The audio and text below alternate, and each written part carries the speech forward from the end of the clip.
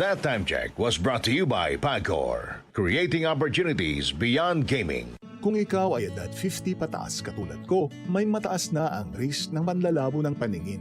Mas challenging ang pang-araw-araw na gawain tulad ng pagbabasa, pagsusulat, at pagmamaneho.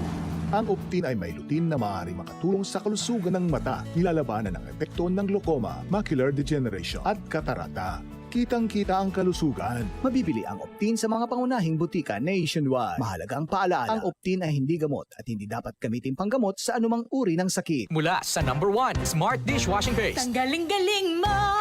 Smart Dishwashing Paste ko! Pritong ulam na masebo, plato o kaldero.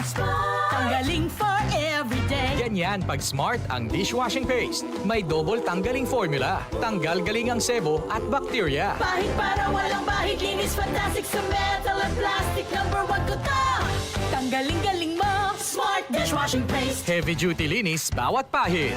Smart Dishwashing Paste, manufactured by ACS Manufacturing Corporation. ISO certified, world-class quality. ACS. Maglaro sa Bingo Plus app para tuloy-tuloy ang premyo at saya. At malay mo mapanalunan mo pa ang jackpot prize sa first online live stream bingo sa Pinas. Bingo Plus, bingo sa saya plus sa panalo. Gaming for 21 years old and above only. Visit pagcor.ph/regulatory or email keepitfun@pagcor.ph. Game responsibly. Keep it fun. Santon Plus Herbal Capsule. Ako si Jessa, 25 years old. Dati may leukemia ako. Kasabay sa pag-take ko ng aking mga gamot, ang Santon Plus Herbal Capsule. Ang laking tulong talaga ng Santon Plus. And finally, I'm a leukemia survivor. Santon Plus. Mabibili sa mga butika. Goodbye to meet my child. Hello, Pride Bar Blue.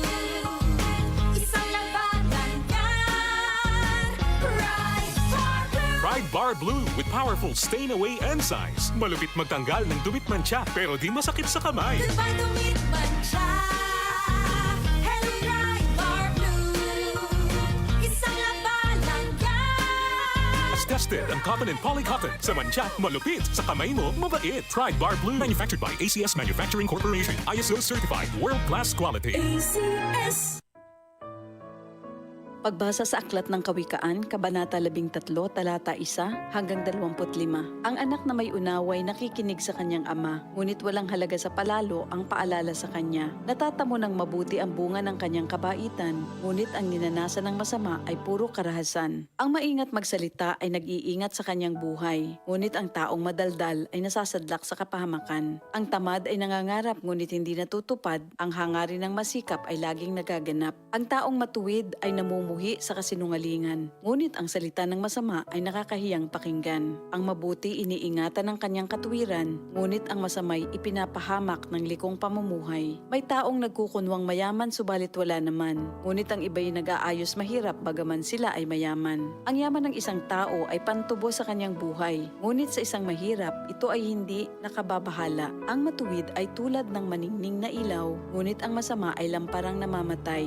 Ang kapalaluan ay nagbubunga ng kaguluhan, ngunit ang pakikinig sa payo ay nagbabadya ng karunungan. Ang kayamanang tinamo sa daya ay madaling nawawala, ngunit ang kayamanang pinaghirapan ay pinagpapala. Ang matagal na paghihintay ay nagpapahina ng kalooban, ngunit ang pangarap na natupad ay may dulot na kasiyahan. Ang nagwawalang bahala sa payo ay hahantong sa sariling kapahamakan, ngunit ang nagpapahalaga sa utos ay gagantimpalaan. Ang mga turo ng matalino ay bukal ng buhay. Ito ay maglalayo sa bitag ng kamatayan. Ang katalinuhan ay umaani ng paggalang, ngunit ang kataksilan ay naghahatid sa kapahamakan.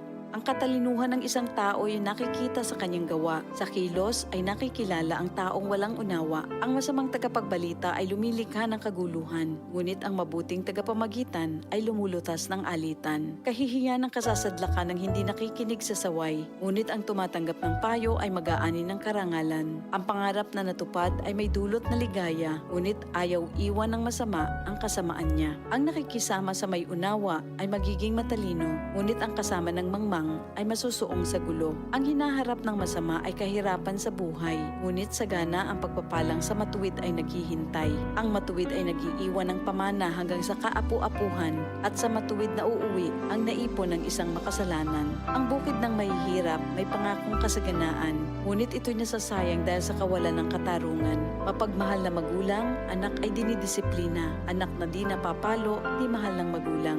Ang matuwid ay sagana sa lahat ng kailangan, ngunit ang masama ay palagi namang nagkukulang. Ito ang salita ng Diyos.